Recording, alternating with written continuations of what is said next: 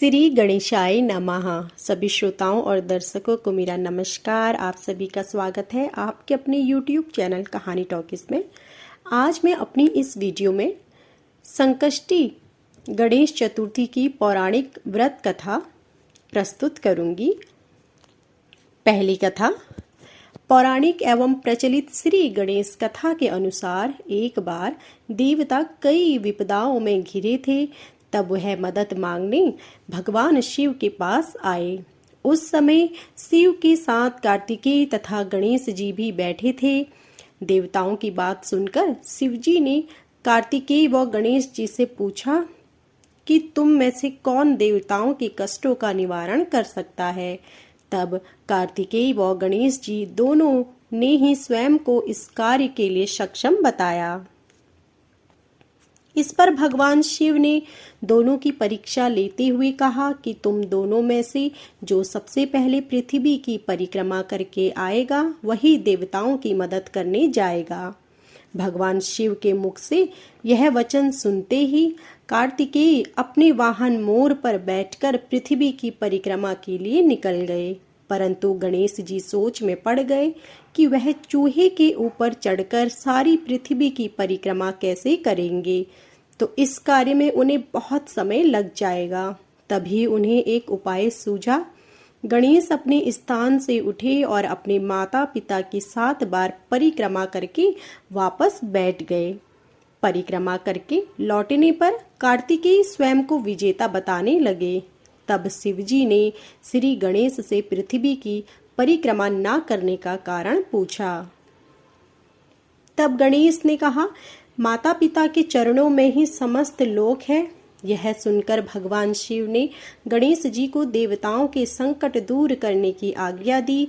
इस प्रकार भगवान शिव ने गणेश जी को आशीर्वाद दिया कि चतुर्थी के दिन जो तुम्हारा पूजन करेगा और रात्रि में चंद्रमा को अर्घ्य देगा, उसके तीनों ताप यानी दैहिक ताप, दैविक ताप तथा भौतिक ताप दूर होंगे। इस व्रत को करने से व्रतधारी के सभी तरह के दुख दूर होंगे और उसे जीवन के भौतिक सुखों की प्राप्ति होगी। चारों तरफ से मनुष्य की सुख समृद्धि बढ़ेगी, पुत्र पौत्र आदि धन ऐश्वर्य की कमी नहीं रहेगी। गणेश चतुर्थी व्रत की दूसरी कथा इस प्रकार है। एक समय की बात है, राजा हरिश्चंद्र के राज्य में एक कुम्हार था। वह मिट्टी के बर्तन बनाता, लेकिन वे कच्चे रह जाते थे। एक पुजारी की सलाह पर उसने इस समस्या को दूर करने के लिए एक छोटे बालक को मिट्टी के बर्तनों के साथ आवा में डाल दिया। उस दिन संकष्टी चतुर्थी का दिन था। उस बच्चे की माँ अपने बेटे के लिए परेशान थी। उसने गणेश जी से बेटे की कुशलता की प्रार्थना की। दूसरे दिन जब कुम्हार ने सुबह उठकर देखा तो आवा में उसके बर्तन तो पक गए थे, लेकिन बच्चे का बाल बांका भी नहीं हुआ। वह डर गया और राजा के दरबार में जाकर सारी घटना बताई। इसके बाद राजा ने उस बच्चे को और उसकी माँ को बुलवाया, तो माँ ने सभी तरह के विघ्न को दूर करने वाली संकष्टी चतुर्थी का वर्णन किया। इस घटना के बाद से महिला संतान और परिवार के सौभाग्य के लिए संकट चौथ का व्रत करने लगी। तीसरी कथा इस प्रकार है। एक समय की बात है कि विष्णु भगवान का विवाह लक्ष्मी जी के साथ निश्चित हो गया। विवाह की तैयारी होने लगी। सभी देवताओं को निमंत्रण भेजे गए, परंतु गणेश जी को निमंत्रण नहीं दिया। कारण जो भी रहा हो, अब भगवान विष्णु की बारात जाने का समय आ गया। तभी सभी देवता अपनी पत्नियों के साथ विवाह समारोह में आए। उन सब ने देखा कि गणेश जी कहीं दिखाई नहीं दे रहे हैं। तब वे आपस में चर्चा करने लगे कि क्या गणेश जी को नहीं न्योता है या स्वयं गणेश जी ही नहीं आए हैं। सभी को इस बात पर आश्चर्य होने लगा। तभी सबने विचार किया कि विष्णु भगवान से ही इसका कारण पूछा जाए। विष्णु भगवान से पूछने पर उन्होंने कहा कि हमने गणेश जी के पिता भोलेनाथ महादेव को न्योता भेजा है। यदि गणेश जी अपने पिता के साथ आना चाहते हो तो आ जाए। अलग से न्योता देने की कोई आवश्यकता भी नहीं थी। दूसरी बात यह है कि उनको 1.25 मन मूंग, 1.25 मन चावल, 1.25 मन घी और 1.25 मन लड्डू का भोजन दिन भर में चाहिए। यदि गणेश जी नहीं आएंगे तो कोई बात नहीं, दूसरे के घर जाकर इतना सारा खाना पीना अच्छा नहीं लगता। इतनी वार्ता कर ही रहे थे कि किसी एक ने सुझाव दिया, यदि गणेश जी आ भी जाएं तो उनको द्वारपाल बनाकर बैठा देंगे कि आप घर की याद रखना। आप तो चूहे पर बैठकर धीरे धीरे चलोगे तो बारात से बहुत पीछे रह जाओगे। यह सुझाव भी सबको पसंद आ गया तो विष्णु भगवान ने भी अपनी सहमति दे दी। होना क्या था कि इतने में गणेश जी वहां आ पहुंचे और उन्हें समझा बुझाकर घर की रखवाली करने बैठा दिया। बारात चल दी। तब नारद जी ने देखा कि गणेश जी तो दरवाजे पर ही बैठे हुए हैं, तो वे गणेश जी के पास गए और रुकने का कारण पूछा। गणेश जी कहने लगे कि विष्णु भगवान ने मेरा बहुत अपमान किया है। नारद जी ने कहा कि आप अपनी मूसक सेना को आगे भेज दे तो वह रास्ता खोद देगी जिससे उनके वाहन धरती में धंस जाएंगे। तब आपको सम्मान पूर्वक बुलाना पड़ेगा। अब तो गणेश जी ने अपनी मूसक सेना जल्दी से आगे भेज दी और सेना ने जमीन पोली कर दी। जब बारात वहां से निकली तो रथों के पहिए धरती में धंस गए। लाख कोशिश करे परंतु पहिए नहीं निकले। सभी ने अपने अपने उपाय किए परंतु पहिए तो नहीं निकले, बल्कि जगह जगह से टूट गए। किसी की समझ में नहीं आ रहा था कि अब क्या किया जाए। तब तो नारद जी ने कहा, आप लोगों ने गणेश जी का अपमान करके अच्छा नहीं किया। यदि उन्हें मनाकर लाया जाए तो आपका कार्य सिद्ध हो सकता है और यह संकट टल सकता है। शंकर भगवान ने अपने दूत नंदी को भेजा और वे गणेश जी को लेकर आए। गणेश जी का आदर सम्मान के साथ पूजन किया। तब कहीं रथ के पहिए निकले।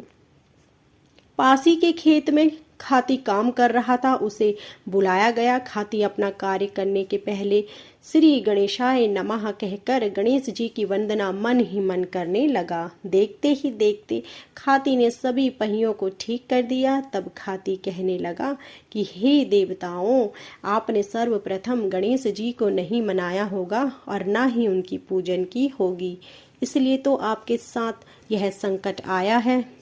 हम तो मूर्ख अज्ञानी हैं, फिर भी पहले गणेश जी को पूजते हैं, उनका ध्यान करते हैं। आप लोग तो देवता गण हैं, फिर भी आप गणेश जी को कैसे भूल गए।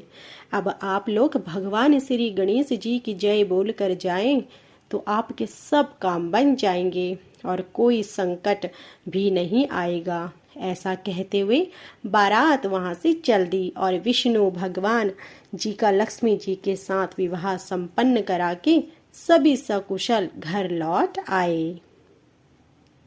हे गणेश जी महाराज, आपने विष्णु को जैसे कारज सारियो ऐसो कारज सबको सिद्ध करजो। बोलो गजानन भगवान की जय।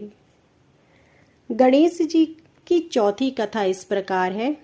श्री गणेश चतुर्थी व्रत की पौराणिक कथा के अनुसार एक बार भगवान शिव तथा माता पार्वती नर्मदा नदी के किनारे बैठे थे। वहां माता पार्वती ने भगवान शिव से समय व्यतीत करने के लिए चौपड़ खेलने को कहा।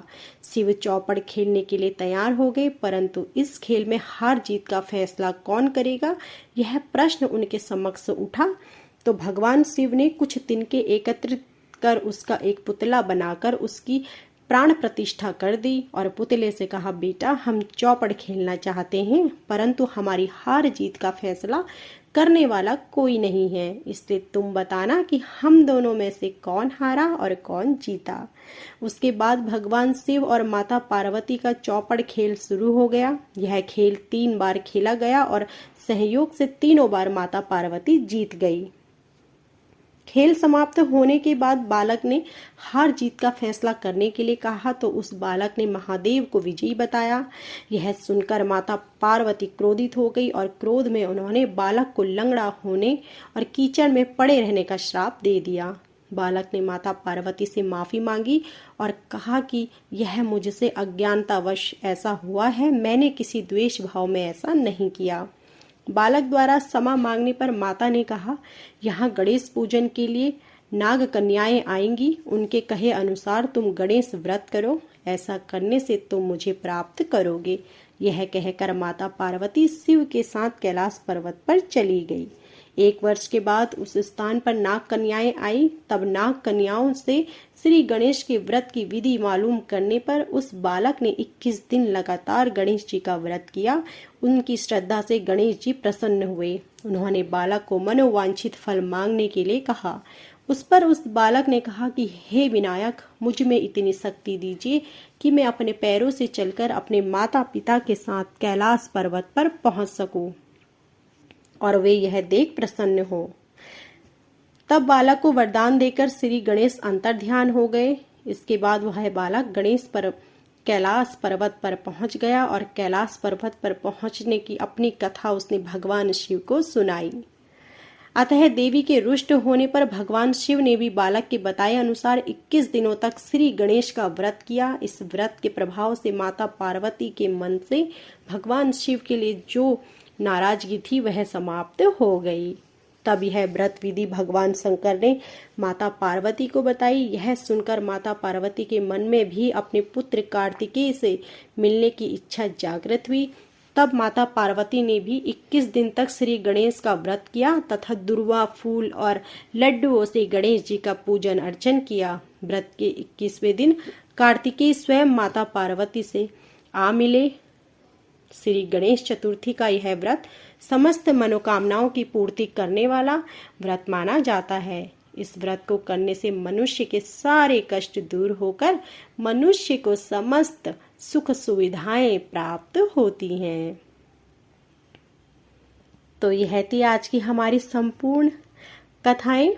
आशा करती हूँ कि आपको हमारी यह वीडियो पसंद आई होगी। ऐसे ही धार्मिक व्रत कथाओं, पूजन विधि के बारे में जानकारी को प्राप्त करने के लिए हमारी वीडियो को लाइक करें, शेयर करें, कमेंट करें और हमारे चैनल को सब्सक्राइब करें और बेल आइकन दबाएं, जिससे कि ऐसी ही वीडियो प्रसारित होते ही आपको जानकारी मिल सके।